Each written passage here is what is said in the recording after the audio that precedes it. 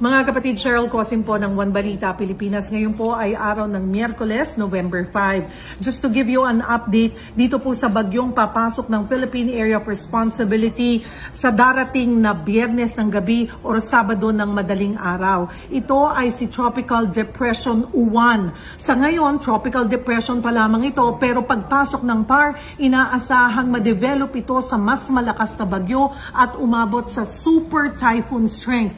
May lawak na ito ngayong 900 kilometers at pag ito ay umabot pa sa super typhoon strength, mas lalawak pa ito. Kumikilos daw po ito pa westward. Hindi pa masabi kung saan ito magla-landfall dahil maaari pang magbago ito ng direksyon, maaari pang umakyat or bumaba. Pero ang tutumbukin nito ay ang Luzon. So kailangan mag-ingat po, binabalaan na ang mga kababayan natin sa Luzon. Maaari itong mag-landfall, so far nakikita, sa northern o central Luzon. Pero pag bumaba ito, southern Luzon ang tutumbukin.